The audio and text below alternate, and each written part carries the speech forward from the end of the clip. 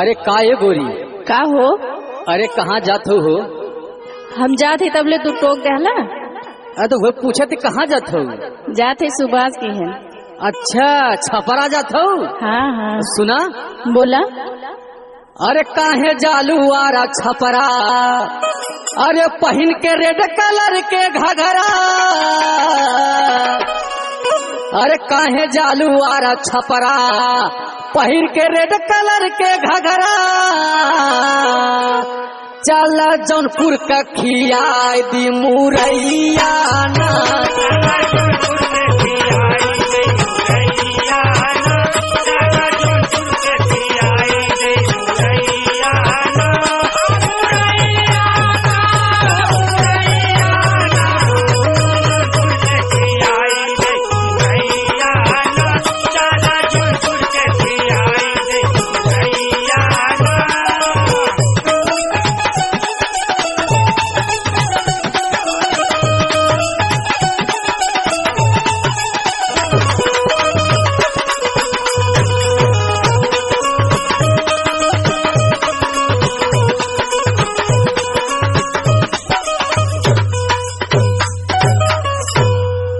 और गोरी सुना, फालतू ने बोला। सुना सुना सुनावा। लागे हो जाई हो लफड़ा, ऐसन मारलू तू न खड़ा। अरे लागे हो जाई हो लफड़ा, ऐसन मारलू तू न खड़ा। जैसे लागेलू तू सुगावा चिरैया ना।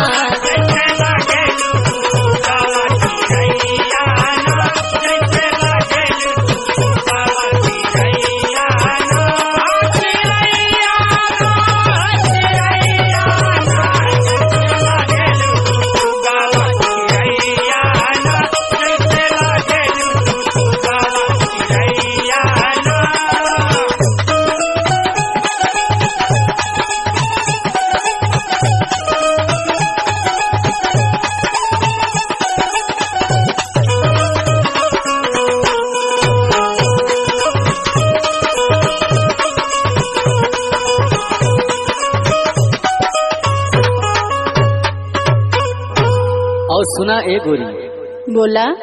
चलिया चलेलू हिरनी के जैसन, और करेलू गोरी बम्बे का फैशन।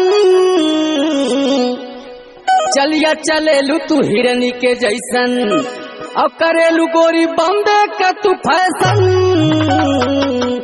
ओढ़नी लहरे जैसे नदी बीच नैया ना।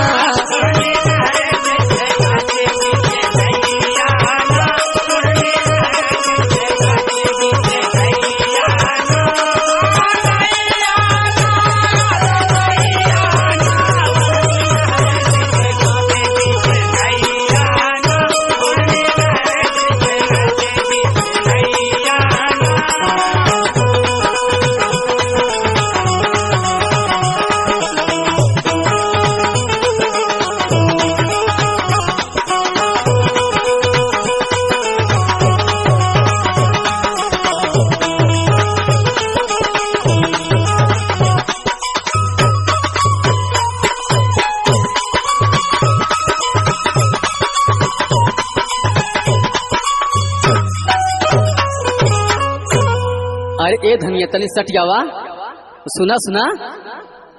देखी तो हर गाल कश्मीरी, गुड्डू लहरी गईले गिरी। अरे देखी तो हर गाल कश्मीरी, अरे गुड्डू लहरी गईले गिरी। तो पे पागल भैले राम अनुज भैया ना।